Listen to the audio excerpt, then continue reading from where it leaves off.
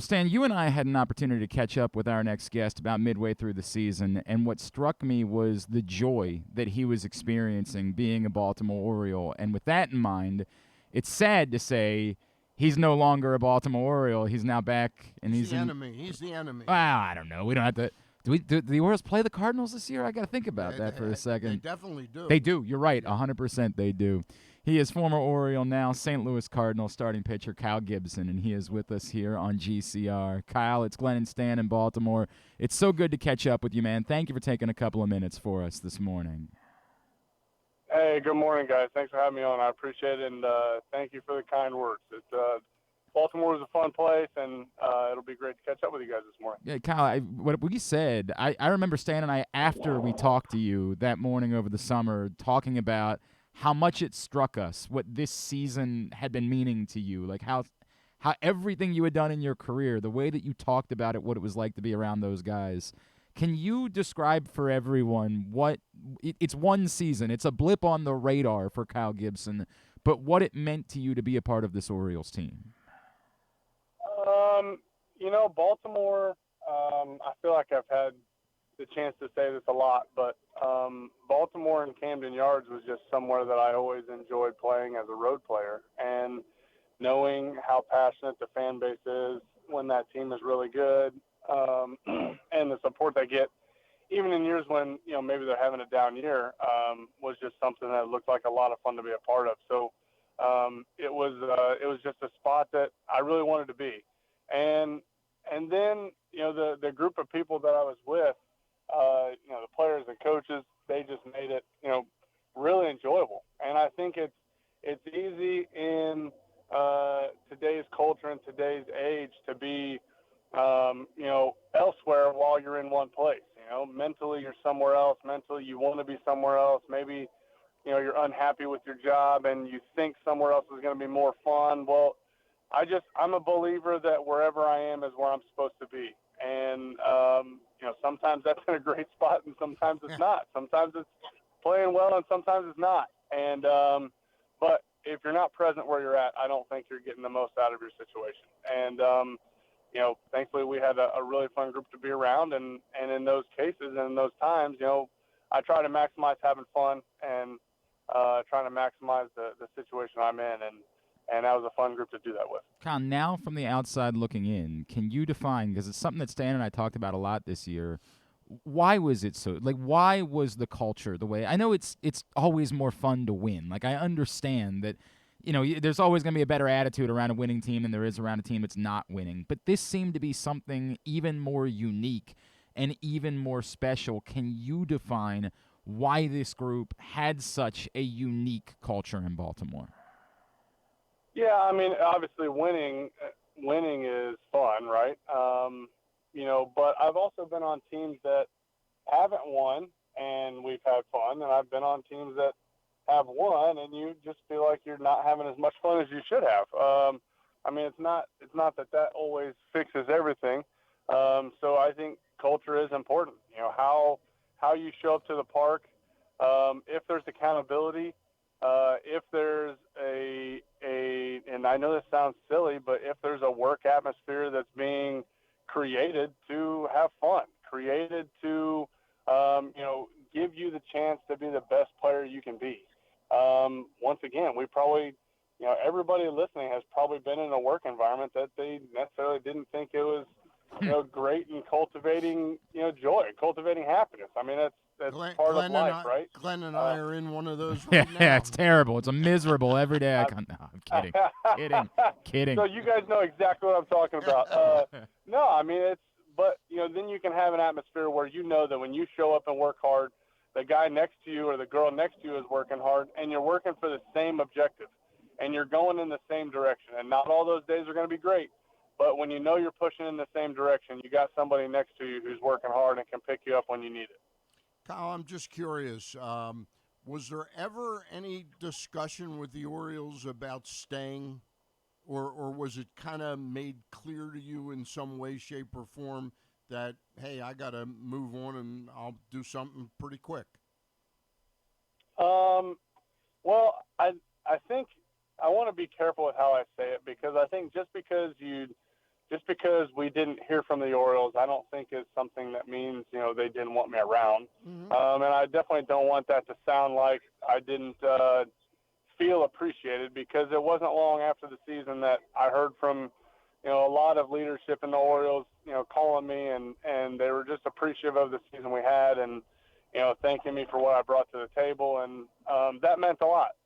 I mean, I think everybody wants to feel like, where you're at, you're wanted there. And I felt that. And so I wasn't going to let, the team situation where they have a lot of really good starting pitching, I wasn't going to let that situation, sour how I felt about the Orioles or think that's how they felt about me. So, sure, I would have loved to have been back. But, what I learned over the last year was that this front office is pretty prepared. Mm-hmm. This front office has a pretty good plan with what they do. And just because maybe I fit into the plans in 2023 and I don't fit into the plans in 2024, that doesn't change how I feel about my time there and how I feel about the people there. Hey, I got a little bit of an offbeat question for you. A few years ago, I got pretty friendly with a former Orioles pitching coach. He wasn't the major league pitching coach, Rick Peterson. I don't know if you know Rick or not, but Rick was the organizational pitching coach, and under Buck Showalter and under Dan Duquette. And at that time, he said that the two major league pitching coaches, which were Dave Wallace and Dom Cheedy, and Buck, used to look at some of the things he taught like he had two heads. I'm wondering how you feel about Chris Holt now taking a job that is the organizational pitching coach, and it seems like he is Mike Elias's guy. Is that the way an organization should set this up, where the organizational pitching coach really kind of oversees the entire organization? Well, I think that it is important to have cohesiveness and a plan throughout the organization. I think it's important for the people in AA to know what's expected when you get to AAA. I think it's even more important for guys in AAA to know what they expect when you get to the big leagues.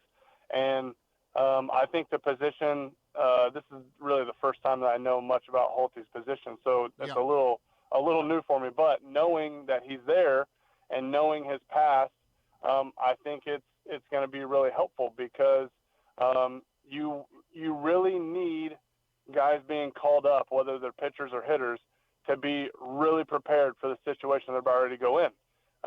Because I think as you see down the stretch, right, we ended up winning the division with a few games left, but, 1 to 2 games can hinge winning the division or not.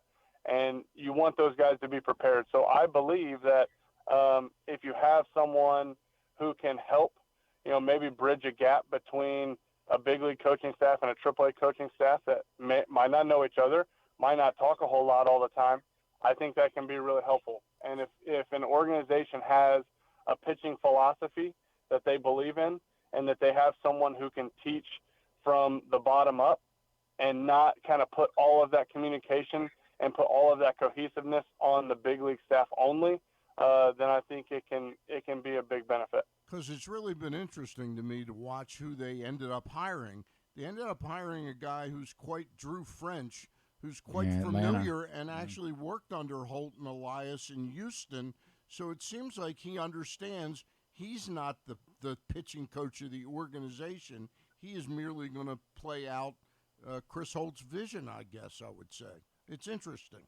Well, yeah, I mean, I don't know. I think, a lot of those conversations happen behind closed doors, and I think there is going to be some sort of an element of, all right, once you get in the dugout, the game is the game. And, Hyder's going to make his decisions along with that pitching coach, and they've got to be in communication with what's going on. And they're not going to have the ability to necessarily call Mike or call Holt or call whoever and say, hey, what do we need to do here? Who's available, right? I mean, all those decisions and all that stuff is going to be done, in the dugout on the fly. And the new pitching coach is going to have to develop relationships and is going to have to, figure out how each of these pitchers tick and how each of these pitchers work and how to maximize it. And a lot of that stuff happens day to day on the field in pregame warmups and in pregame bullpens. And, sure, I mean, it sounds like Holt's going to have his hand in some of it, but that new pitching coach is going to have to do a lot of work on the ground with getting to know those guys. He is Kyle Gibson. He is with us here on Glenn Clark Radio. Kyle, obviously there was disappointment from the way the season ended, and I know you're not part of it anymore, but when you look back and knowing what you know about these guys, a rotation with a healthy John Means, Grayson Rodriguez, and Kyle Bradish at the top is capable of doing what moving forward? I mean, I think it can't be mentioned without mentioning Tyler Wells and Dean Kramer too, right? Sure. I mean, those 5 guys all had really, really good years last year, and they developed a lot, and they've turned themselves into a rotation that has a lot of different weapons and comes at you a lot of different ways with those weapons and with the pitch mixes they have. I mean, I feel like it's probably fair to say we were underestimated probably all year, and I think as a pitching staff we ended up being pretty darn good. So they've got electric stuff. They've got stuff that stands out and plays in the strike zone, and they have the ability to use it out of the strike zone as well. And I'm a firm believer that a starting rotation brings consistency to a team. And when the offense and defense knows day in and day out what they're going to get from their starting pitcher, and when a manager knows what they're going to get from their starting pitcher consistently, the game changes. And the game becomes easier on those other 24 guys or 25 guys when they know what they're getting out of the one guy in the middle of the field. And Baltimore's got 5 guys, without adding anybody or without bringing up anybody. They've got 5 guys that they know when that guy takes the mound, they know what they're going to get, and that's really helpful. Kyle, the Orioles, and I know they had a lot of players improving all around the field, but can you, as somebody that threw to Rutch several times last year in the probably 20 games or so, what does he mean to the pitching staff? On the field, obviously, you can't look past what he brings to the field. His ability to catch and throw, his ability to block is as good as I've seen. Obviously hitting is really, really good, but he's learning each and every start that he catches, and each and every game he plays, he's learning more and more about each pitcher he catches. And that is a big job. That is a lot to soak in. And having McCann on by his side, kind of walking him through some of this, he will, and Baltimore will see the radiating effects of James McCann for a long time. Not that Mac is better than Rutch or Rutch is better than Mac, but they just work really well together. And Adley is learning so much about how to handle a pitching staff. And, but then off the field, he has as much of an impact as he is on the field, because his attitude and what he brings day in and day out is that consistency, is that positivity, and he's somebody that everybody in that locker room wants to be around because of his personality. We are just another minute or two here with Kyle Gibson on GCR. Kyle, I guess we'd be remiss. You do have a new team. We've been asking you all about the Orioles. Why St. And maybe the answer is as simple as, hey, they called, they offered. Like, that's the reason why. But it's a historic organization. Is it a place? You talk about the way that you felt about Baltimore. Was it a similar feeling? Like, hey, I'd love before my career is over to go have the opportunity to play in that place and that organization. Why St. Louis? Yeah, so I grew up in Indianapolis. Really kind of bouncing around favorite teams, right? My dad was a Reds fan. I had a friend who played for the Cubs that I really looked up to, so I was a Cubs fan. I go to Missouri, and I'm surrounded by a sea of red Cardinals fans. And not that made me love the Cardinals, because it didn't. It actually kind of created a little bit of extra motivation for when I would play the Cardinals later in my career, because all of my wife's family, they are all from St. Louis, and they are all Cardinals fans. So the main question I got asked when I got drafted by the Twins was, hey, when you face Albert Pujols, how are you going to get him out? So, I mean, that was like the question I got asked all the time. So, and then as we started having kids, we ended up moving up here near my wife's family just outside of St. Louis. And We want our kids to be around our grandparents and their grandparents. And then it kind of naturally morphed into something, man, how cool would it be to play for St. Louis?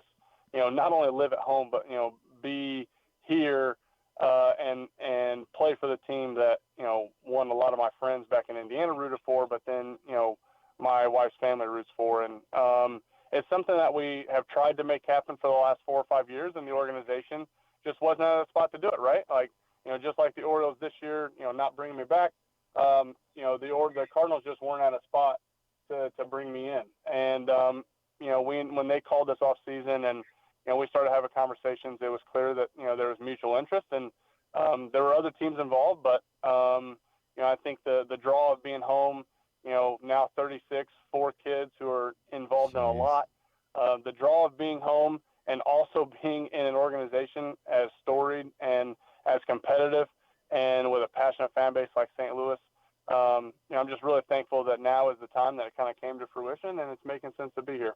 Hey, 2 real quick things from me. Number one, I just haven't been looking up your career body of work.